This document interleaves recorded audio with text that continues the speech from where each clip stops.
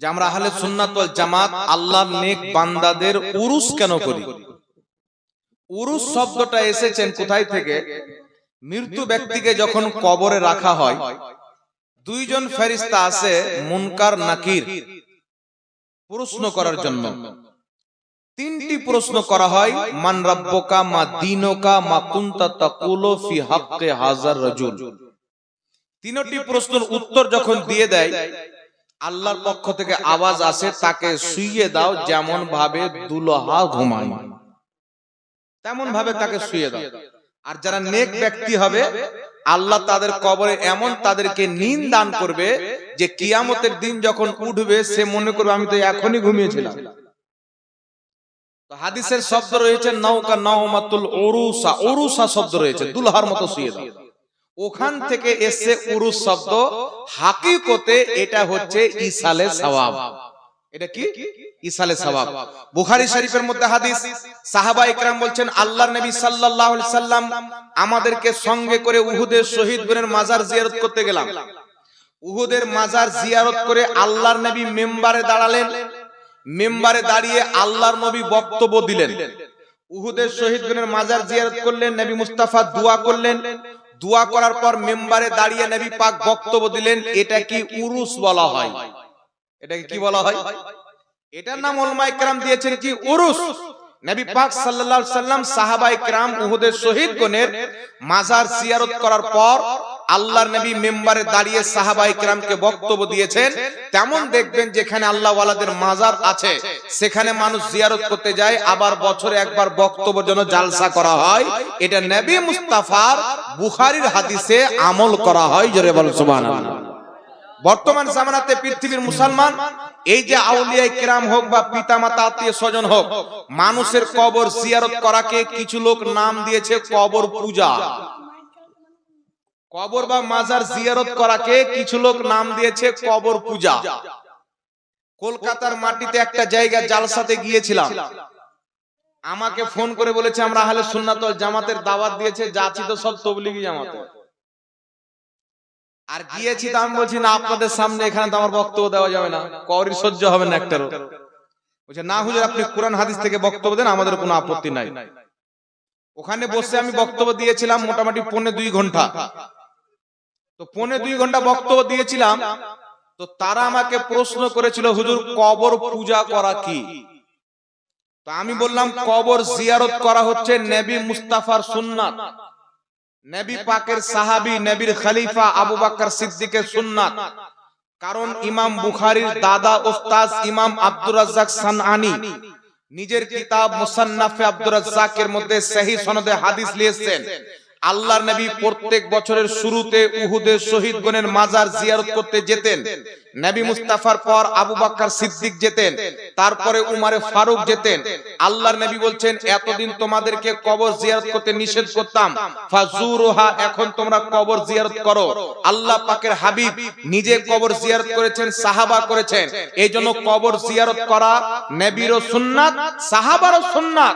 সুতরাং কোন ব্যক্তি যদি কবর বা আউলিয়ায়ে কেরামের কবর মাজার বলা হয়, মাজার মানে হচ্ছে জিয়ারতের স্থান, কবর কি মাজার বলা হয়, তো কবর বা মাজার জিয়ারত করাকে কোন ব্যক্তি যদি পূজার সাথে তুলনা দেয়, তো নবীর সুন্নাতকে পূজার সাথে তুলনা দেওয়ার জন্য ওই ব্যক্তি পথভ্রষ্ট এবং বেঈমান হয়ে যায়।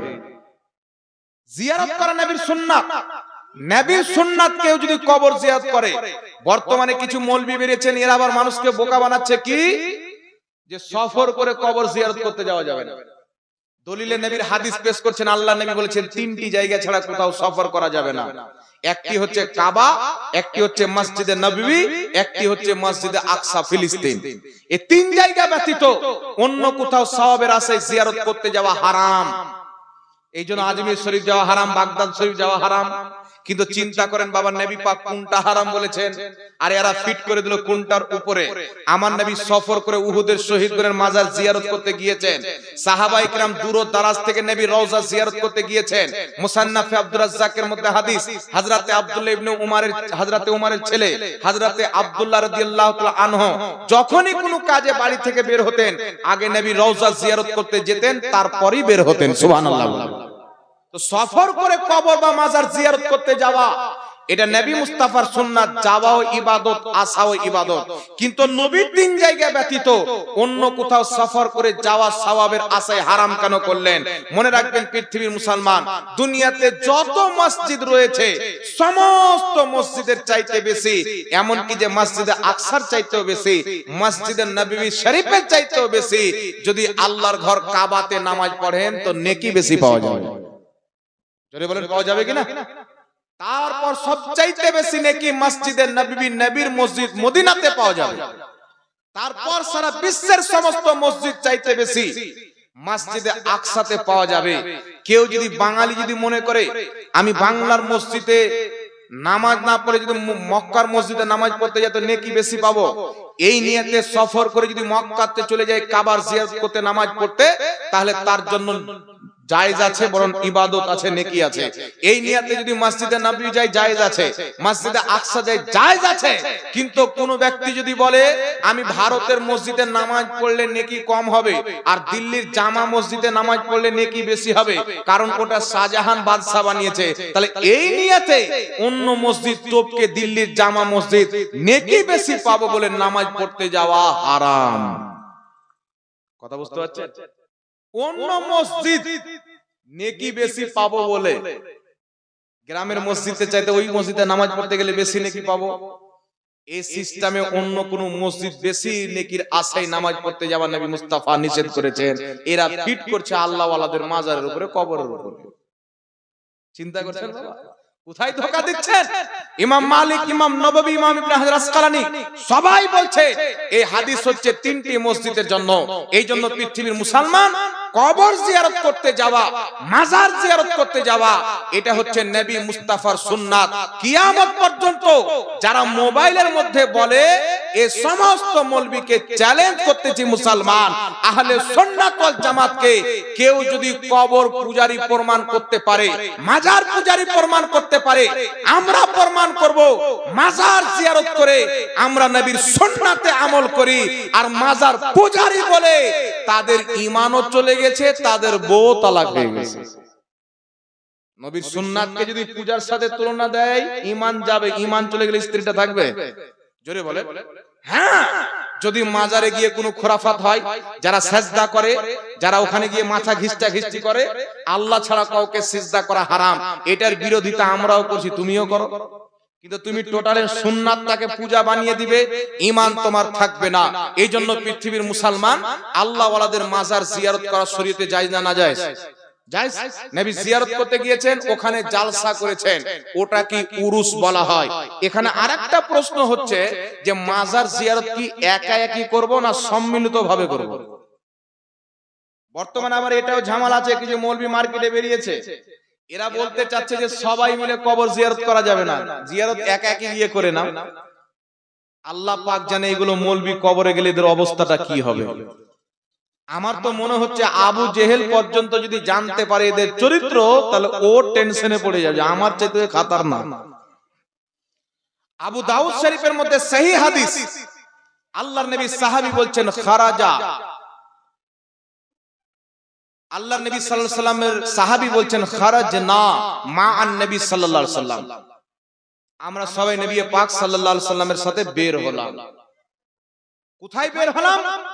নবী পাক সাল্লাল্লাহু আলাইহি সাল্লামের সাহাবী বলছেন যে উহুদের শহীদগণের কবর জিয়ারতের উদ্দেশ্যে।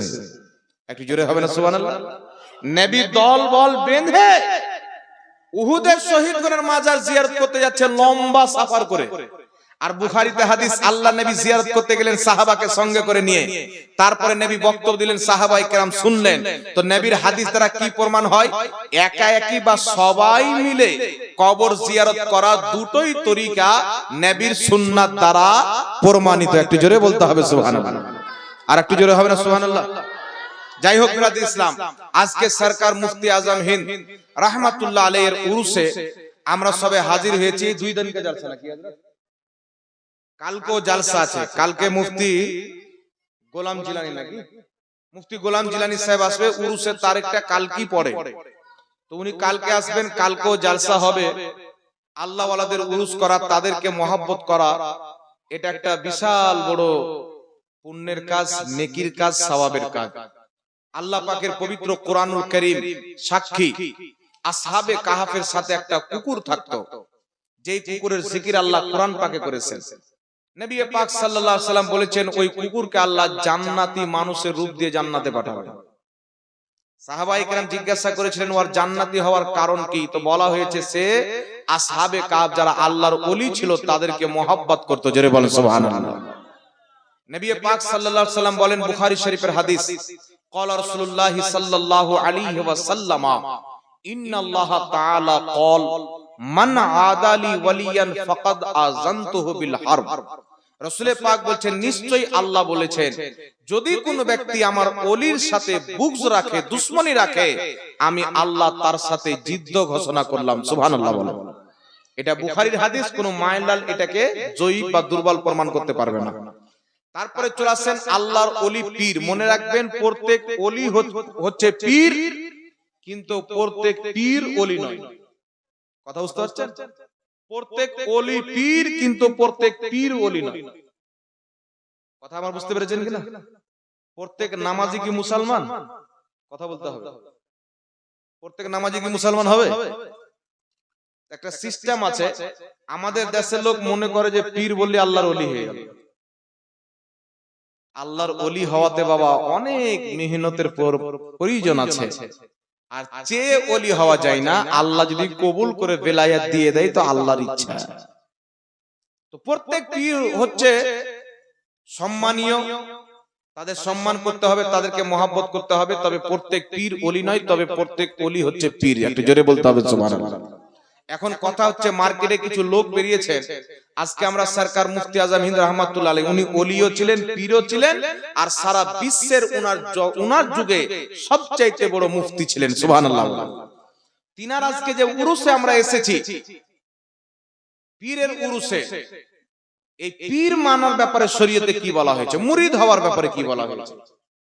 এখানে আমরা অনেক লোক আছেন, হয়তো অনেক লোক মুরিদ আছেন বিভিন্ন পীরের হাতে, আবার হয়তো কেউ নাই। মনে রাখবেন যেটা বেয়াত হওয়া, এটা হচ্ছে ওয়াদা নেওয়া। বেয়াত হওয়া মানে একজন নেক বান্দার হাতে, আল্লাহ ওয়ালার হাতে ওয়াদা করা যে গুনাহ থেকে বাঁচবো, শরীয়তের পথে কায়েম থাকবো, ভালো কাজের ওয়াদা করা, ভালো কাজ করার পক্ষে আর খারাপ কাজ না করার পক্ষে, এটাকে পীর মুরিদি বলা হয়। এটা নবী পাক সাল্লাল্লাহু আলাইহি সাল্লামের যুগ থেকে চলে আসছে। আমরা যখন কোরআন হাদিস অধ্যয়ন করি, পবিত্র কোরআনুল কারীম সূরাতুল ফাতহার 10 নম্বর আয়াতের মধ্যে রয়েছেন আল্লাহ তাবারাক ওয়া তাআলা বলছেন, নবী যারা তোমার হাতে বায়াত গ্রহণ করে তারা আমি আল্লাহর হাতে বায়াত গ্রহণ করে। তো এখান থেকে কি বোঝা গেল? নবী নিজেই বায়াত করতেন, সাহাবায়ে কেরাম বায়াত হতেন। সুবহানাল্লাহ। পবিত্র কোরআন সূরাতুল মুমতাহিনা আয়াত নাম্বার 12 এর মধ্যে রয়েছে আল্লাহর নবীর কাছে মহিলারা বায়াত হতে আসলেন, তো আল্লাহ পাক বললেন নবী তাদেরকে ফিরিয়ে দিও না, তাদেরকে বায়াত করো, শিরিক করব না, নিজের লজ্জা স্থানের হিফাজত করব, বিভিন্ন ভালো কাজের প্রতি তাদেরকে বায়াত করো। তো নবী মুস্তাফা সাহাবীদেরকেও বায়াত করেছেন, সাহাবায়ে কেরামের স্ত্রীগণকেও বায়াত করেছেন পর্দার আড়াল থেকে। তো বুঝা গেল মহিলাদের বায়াত হওয়াও কোরআন পাকে আছে, পুরুষদের বায়াত হওয়াও কোরআন পাকে আছে। সাহাবীরা নবীর হাতে বায়াত গ্রহণ করতেন। আল্লাহর নবীর ইন্তেকালের পর তিনার খলিফা আবু বকর সিদ্দিকের হাতে মানুষ বায়াত গ্রহণ করেছেন। তিনার ইন্তেকালের পর উমর ফারুক, উসমান গনি, তারপরে মাওলা আলী, ইনাদের ইন্তেকালের পর ইয়াজিদও বায়াত করত, ইমামে হুসেনও বায়াত করতেন। তো ইয়াজিদ ছিল ভণ্ড মুনাফিক, আর ইমামে হুসেন ছিলেন সচ্চা অরিজিনাল পীর। তো ভণ্ড পীর ওই জামানায় ছিল, এই জামানাতেও আছে। হক্কানি পীরকে মানতে হবে, ভণ্ড পীরকে তাড়াতে হবে। অনেক পীর আছে মুরিদকে সাজদা করায়, অনেক পীর আছে মুরিদদেরকে সাজদা করায়, বিভিন্ন ভণ্ড কাজ মানে খারাপ কাজ করায়, শরীয়ত বিরোধী কাজ করায়। আবার কিছু কিছু পীর আছে এদের বক্তব্য হচ্ছে আমার কাছে মুরিদ হয়ে যাও মানে তুমি জান্নাতি হয়ে গেলে, ওর বাপের জান্নাত। বুঝতে পারছো? পরশুদিন আমি নদিয়াতে জালসা ছিলাম, কলকাতার দিকে একটা কি দরবার বলার নাম ভুলে গেলাম, ওখানে বলছে এই দরবারে যারা মুরিদ হয়ে যাবে ওদের নামাজ রোজা কিছু লাগবে না। নাউজুবিল্লাহ বলবেন না? মুহাম্মদ রাসূলুল্লাহ সাল্লাল্লাহু আলাইহি ওয়াসাল্লাম যিনি আরশে গিয়ে নামাজ নিয়েছেন, তিনার প্রতি নামাজ মাফ ছিল না, আর পীর বলছে নামাজ মাফ হয়ে যাও আমার কাছে মুরিদ হয়ে যায়। তো এইরকম পীর মুসলমান নয়। কোন পীর যদি বলে যে আমার কাছে মুরিদ হয়ে গেলে নামাজের দরকার নাই, ওই পীর বেঈমান হয়ে যাবে, ওই পীরের স্ত্রীও তালাক হয়ে যাবে। কারণ কেউ যদি নামাজকে ফরজ না মানে ওই ব্যক্তি কাফির। নামাজকে আল্লাহ ফরজ করেছেন, কেউ যদি নামাজকে ফরজ না মানে তো ওই ব্যক্তি কাফির হয়ে যাবে। যারা নামাজ পড়ে না, নামাজকে ফরজ মানে বলে মুসলমান আছে, গুনহেগার আছে কিন্তু মুসলমান, নামাজকে ফরজ মানে কিন্তু পড়ে না। আর কেউ যদি ফরজই না মানে তাহলে তখন সে আর মুসলমান থাকবে না। কথা বুঝতে পারছেন কি পারেন না বাবা? এই জন্য ভণ্ড পীর দুনিয়াতে অনেক আছে, আলহামদুলিল্লাহ হক্কানি পীর অনেক আছে। হক্কানি পীরের হাতে বেত হওয়া এটা সুন্নাতে কদিমা মুস্তামেরা, যুগ যুগ থেকে চলে আসছেন। আর এদের সম্মান করতে হবে। রাসূল পাক বলেছেন, যেই ব্যক্তি নিজের শাইখের, নিজের পীরের সম্মান করলো, সেই ব্যক্তি আল্লাহরই সম্মান করলো। জোরে বল সুবহানাল্লাহ। ইমাম জালালউদ্দিন সিউতি রাহমাতুল্লাহ আলাইহি লা আলিল মাসনুয়া কিতাবের মধ্যে সহিহ সনদে হাদিস লিখেছেন। ইমাম ইবনে হিব্বান আল মাজরুহিন কিতাবের মধ্যে হাদিসটি লিপিবদ্ধ করেছেন। তারপরে ইমাম যাহাবী রাহমাতুল্লাহ আলাইহি তারিখুল ইসলামের মধ্যে হাদিসটি লিপিবদ্ধ করেছেন। হযরতে আব্দুল্লাহ ইবনে উমর থেকে বর্ণিত, তিনি বলতেছেন, আন নবিয়্যু ফি কওমিহি আশ-শাইখু ফি বাইতিহি, এক যেমন নবী তার উম্মতের কাছে, একজন পীর তেমন তার মুরিদের কাছে। জোরে বলতে হবে সুবহানাল্লাহ।